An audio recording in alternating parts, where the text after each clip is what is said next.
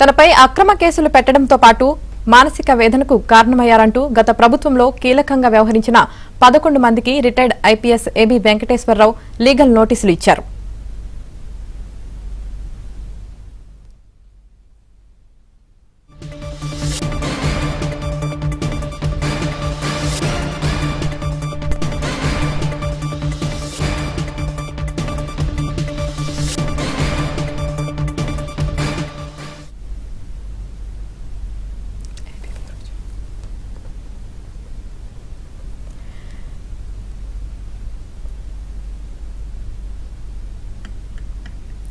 తనపై అక్రమ కేసులు పెట్టడంతో పాటు మానసిక వేదనకు కారణమయ్యారంటూ గత ప్రభుత్వంలో కీలకంగా వ్యవహరించిన 11 మందికి retired IPS AB Venkateswara Rao legal నోటీసులు ఇచ్చారు. దీనికి సంబంధించి పూర్తి సమాచారం మా ఏపీ బ్యూరో చీఫ్ రామారావు అందిస్తారు. రామారావు, శంకరి వైసీపీ ప్రభుత్వ హయాంలో తనపై అక్రమ కేసులు పెట్టడం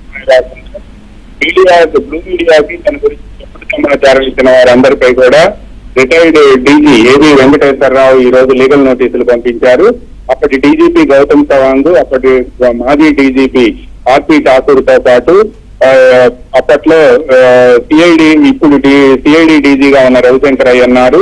అప్పట్లో సిఐడి డీజీగా ఉన్న పివి సునీల్ కుమార్, అదేవిధంగా అప్పటి అడిషనల్ ఎస్పీగా ఉన్న విజయపాల్ తో పాటు డీజీపీ ఆఫీసులో చీఫ్ అకౌంట్స్ ఆఫీసర్ గా ఉన్న గోవిందరాజన్, అదేవిధంగా అప్పటి ఇంటెలిజెన్స్ బాస్ గా ఉన్న PSR Anjaneyulu, additional SP Sai Krishna, అదేవిధంగా అప్పట్లో సీనియర్ ఐపీఎస్ అధికారిగా ఉన్న రఘురామ్ రెడ్డితో పాటు అప్పట్లో సీఎం జగన్ కి సిపిఆర్ఓగా ఉన్న పూరి శ్రీహరి కూడా లీగల్ నోటీసులు పంపించారు.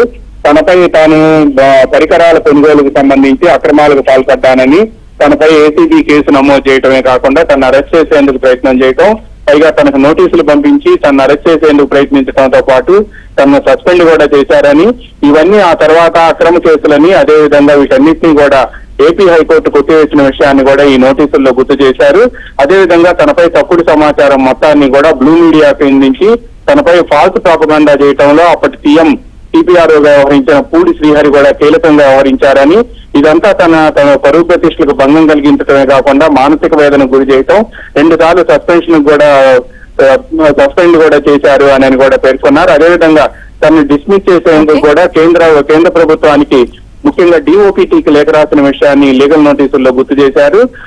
తనకు పరువు నష్టం కలిగించినందుకు ₹1 కోటి నష్టపరిహారం చెల్లించాలి అని కూడా లీగల్ నోటీసుల్లో పేర్కొనడంతో పాటు తనపై ఎవరైతే ఈ విధంగా ప్రచారం చేశారు, అదేవిధంగా అక్రమ కేసులు మోపారు, ఆనాటి ప్రభుత్వంలో తనకు వ్యతిరేకంగా తప్పుడు సాక్ష్యాలు చెప్పిన వారందరికీ కూడా ఈ నోటీసులు పంపించారు. శంకరి.